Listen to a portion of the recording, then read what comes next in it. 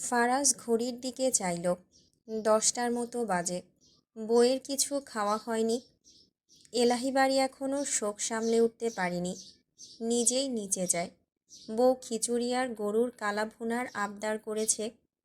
যাওয়ার আগে পেছন ফিরে একবার বলে, নীরুর বিড়ালটাকে সত্যি তুমিই মেরেছিলে?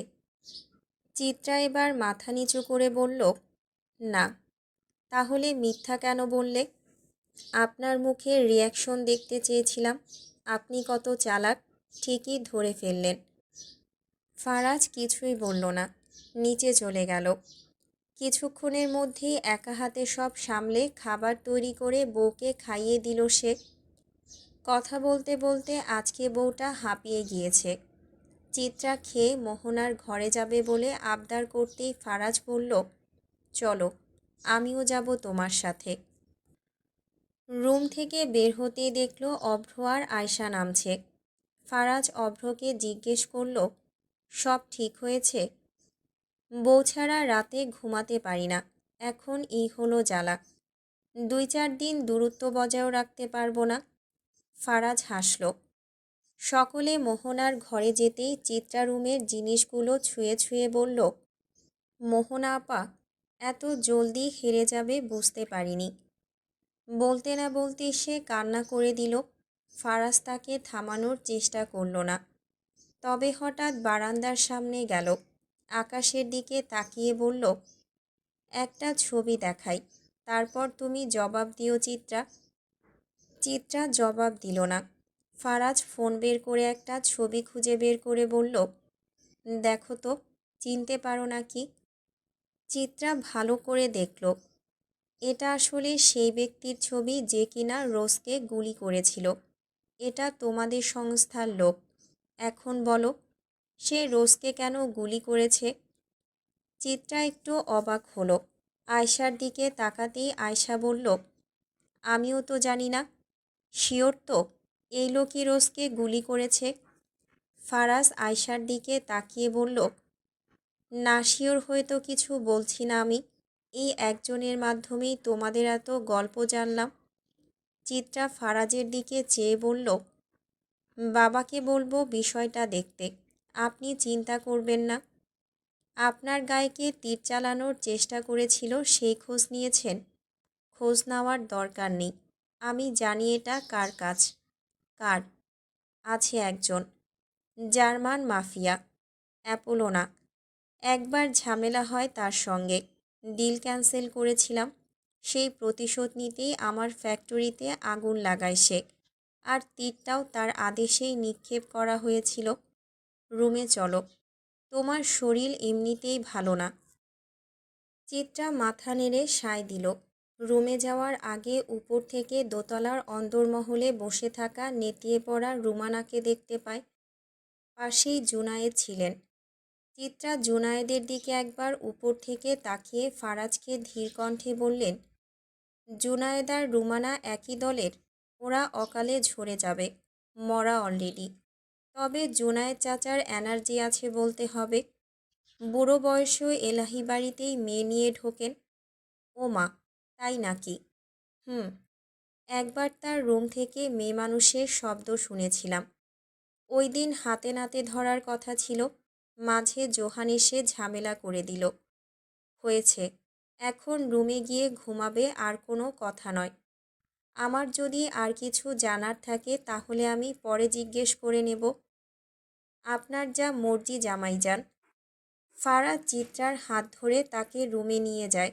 বিছানায় শুয়ে দিয়ে বাতি বন্ধ করতে যাবে, হঠাৎ ফারাজ চিত্রাকে প্রশ্ন করে, সোহান তো মনে হয় বিরাট কিছু একটা করবে এবার। চিত্রা হেসে বলল, আর করতে পারবে না। কেন পারবে না? কারণ তার হাত পা ভেঙে ফেলা হয়েছে। প্রতিটা মানুষের একটা দুর্বল দিক থাকে। এখন সে যতই কঠোর হোক না কেন, পাথরও কিন্তু ভাঙা যায়। বুঝলেন তো ফিজার আব্বু? ফারাজ হাসল। নামটা তাহলে মনে আছে। আপনি ছেলে চান নাকি মেয়ে? আল্লাহ যেটা দেবে সেটাই নেব, বাচ্চা ছেলে হোক কিংবা মেয়ে। আমার তাতে কিছুই আসে যায় না। যাই হোক না কেন, ওরা আমার সন্তান। ফারাজ চিত্রার পেটে একটা চুমু দিয়ে বাতি নিভিয়ে দিল। তাতেই চিত্রা বলল, আপনি ঘুমাবেন না? আমার ঘুমাতেই হবে। হুম। ফারাজ তার পাশে শুয়ে পড়ল।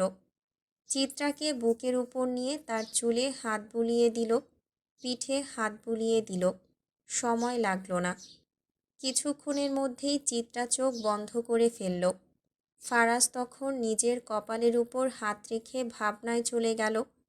মনের অজান্তে মনকে বলে উঠল, বিবিজান, তোমাকে আমি এই জন্য ছোটলোক বউ বলি না। তুমি কি ভেবেছ তুমি যেই সত্য আজ বললে সেই সত্য আমি জানি না? জানি, জানি বউ, সবই জানি। সে তো অনেক আগেই জেনেছিলাম। কখন জানো? যখন সুলেমান এলাহি মারা যায়। এক সুলেমান এলাহির খুনিকে খুঁজতে গিয়ে সকলের সব ঘটনা বের হয়ে আসে। আমি ফারাজ তোমায় সকল রূপেই ভালোবাসি। তোমায় আমি বাড়ি থেকে ধাক্কা মেরে বের করে দিয়েছি, ওটার জন্য সরি। আমি তো অনেক অপেক্ষা করলাম তোমার মুখ থেকে সত্য শোনার জন্য। আমি তোমায় ফেলে না দিলে তুমি কখনোই উঠে দাঁড়াতে না। জীবনে কখনো কখনো পড়ে যাওয়া উচিত, নইলে জীবন অসম্পূর্ণ রয়ে যায়। আমি বাধ্য না করলে একটা মিথ্যা পরিচয় থাকতো আমাদের মাঝে, একটা মিথ্যা সম্পর্ক হতো আমাদের। আর মিথ্যা দ্বারা কখনো কিছু টেকে না। যা করেছি তোমার ভালোর জন্যই। তবে জানতাম তুমি কেবল খুন করেছ। তুমি নারী রহস্যময়। পার্থক্য এতটুকুই। আগে আমি খানিকটা জানতাম, এখন পুরোটা জানিয়ে দিলে তুমি। ফারাজ এবার চোখ বন্ধ করল। কালো রাত বোধহয় এবার ফুরানোর পালা। অভ্রর চোখের পাতায় নিদ্রা ডানার মতো ভর দিয়ে নামতে চাইছে। আজকের দিনটি ছিল দীর্ঘ। আয়শা অনেকক্ষণ আগেই শুয়ে পড়েছে, তবে অভ্রের চোখে ঘুম নেই। সে বারান্দায় বসেছিল এতক্ষণ। বারান্দার ফাঁক গলে দেখতে পাওয়া তারাগুলোকে সে গুনছিল এতক্ষণ যাবৎ। প্রতিটা নক্ষত্র আস্তার কাছে এক একটা অপ্রকাশিত সত্যের মতো দীপ্ত, আবার দূরবর্তী ছিল। আজ আয়শার মুখে সে যা শুনেছে তা তার কাছে নতুন নয়। বহু আগে থেকেই সে সত্যের আভাস পেয়েছিল। তার ইচ্ছে ছিল একদিন দুজন দুজনার অবিকৃত সত্তা নিয়ে সকল আড়াল সরিয়ে মুখোমুখি দাঁড়াবে, শুধু নির্মম মুক্ত সত্য নিয়ে। কিন্তু মানুষের ভাবনা কি সবসময় নিয়তির স্রোতে ভেসে গন্তব্যে পৌঁছায়? কিছু কথা সময়ের কাছে বন্দী থাকে, কিছু স্বীকারোক্তি সাহসের অভাবে বিলম্বিত হয়।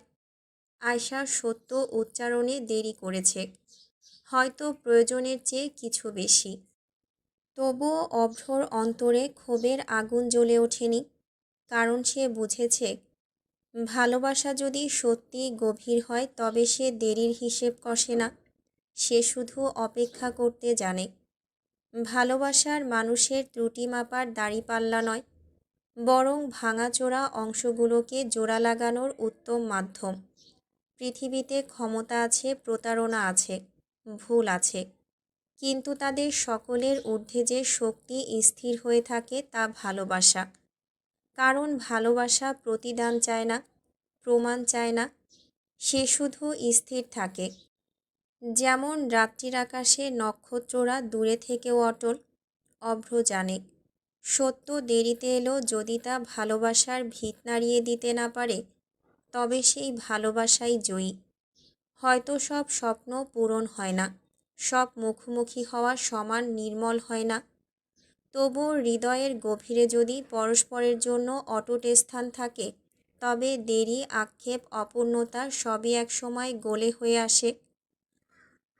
নীরু তখনও ঘুমায়নি। বহুদিন পর সে ফিরে এসেছে এই বাড়িতে, তার জন্মভিটায়। এই উঠান, এই দেয়াল, এই বাতাস, সব কিছুর সঙ্গে মিশে আছে তার শৈশব, তার বেড়ে ওঠা, তার অগণিত স্মৃতি। জায়গাটা তার কাছে শুধু একটা বাড়ি নয়, গভীর ভালোবাসার আশ্রয় কেন্দ্র। বাবার সঙ্গে দেখা হতেই জুনায়েদ এলাহি কিছুক্ষণ নিশ্চুপ হয়ে তার দিকে তাকিয়ে রইলেন, যেন বিশ্বাসই করতে পারছিলেন না এতদিন পর তার মেয়েকে সামনে দেখছেন। তারপর হঠাৎ গলা কেঁপে উঠল। তিনি ভারী কণ্ঠে বললেন, নীরু, আম্মা।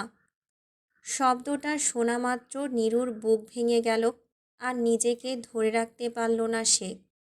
দৌড়ে গিয়ে বাবাকে শক্ত করে জড়িয়ে ধরল, যেন এতদিনের সব অভিমান, সব দূরত্ব সেই আলিঙ্গনের ভেতর গলে গেল। অনেকক্ষণ ধরে কথা হলো দুজনের, থেমে থেমে কান্না মেশানো কণ্ঠে। নদীও এসে নীরুকে বুকে টেনে নিল, তার চোখেও জল, যেন এতদিনের অপেক্ষা শেষ হলো। রুমানা এত শোকের মধ্যেও নীরুকে দেখে নিজেকে আর সামলাতে পারলেন না। যাকে নিজের হাতে মানুষ করেছেন তাকে ফিরে পেয়ে তিনি প্রায় পাগলের মতো নীরুকে জড়িয়ে ধরলেন, বারবার কপালে চুমু খেলেন, চোখ ভেজা কণ্ঠে ক্ষমা চাইতে লাগলেন। তিনি বললেন, সেদিন যদি নিজেদের স্বার্থের কথা না ভেবে সোহানের সঙ্গে তোর বিয়ের কথা না তুলতেন, তাহলে হয়তো তুই এতদিন আমাগো বুকের কাছেই থাকতি। নীরু তখনও পুরোপুরি শান্ত হতে পারেনি। এতক্ষণ ধরে জমে থাকা আবেগ একসঙ্গে বেরিয়ে এসেছে। রাত হয়েছে, তবুও তার ঘুম আসছে না। ঘরটা ধীরে ধীরে নিস্তব্ধ হয়ে এলো। বাইরে রাত আরও গভীর হয়েছে। দূরে কোথাও কুকুরের ডাকে নীরবতা ভেঙে আবার থেমে যাচ্ছে। নীরু চুপচাপ বসে আছে। ঠিক তখনই বজ্র দরজার পাশে এসে দাঁড়ালো। কিছুক্ষণ নীরবে তাকে দেখল। বজ্র ধীরে ধীরে এগিয়ে এসে নীরুর পাশে বসল। এত কাঁদলে মাথা ধরবে কিন্তু।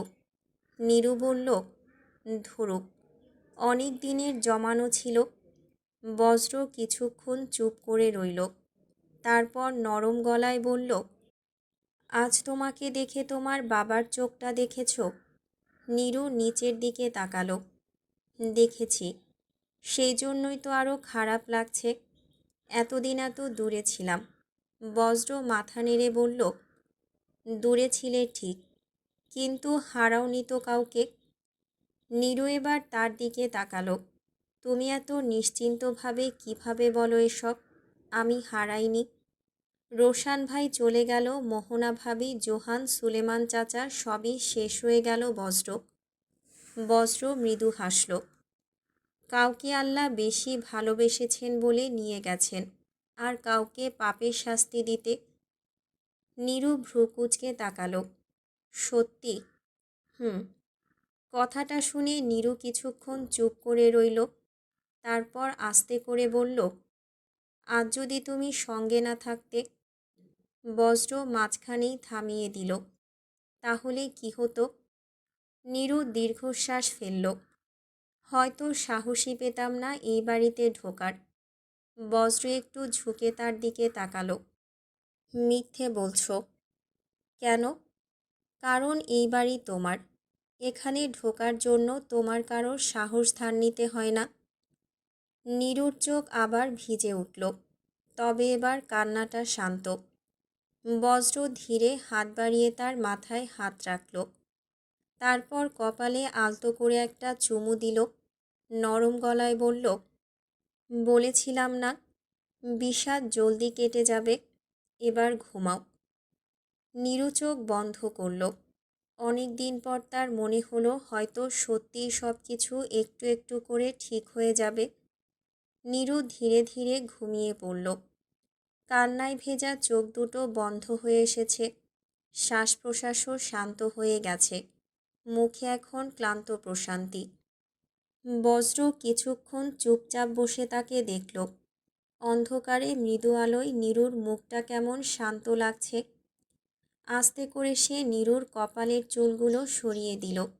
তারপর খুব সাবধানে উঠে দাঁড়ালো, যেন তার ঘুম না ভাঙে। দরজা ঠেলে সে বারান্দায় এলো। রাত গভীর, চারদিক প্রায় নিস্তব্ধ। দূরে কোথাও ঝিঝি পোকার ডাক শোনা যাচ্ছে। আকাশে আধো চাঁদ ঝুলে আছে। চাঁদ যদিও তার নীরুর মতো সুন্দর নয়। বজ্র পকেট থেকে একটা সিগারেট বের করল। লাইটার জ্বালাতেই ক্ষণিকের জন্য তার মুখটা আলোয় ভেসে উঠল। সে ধীরে একটা টান দিল।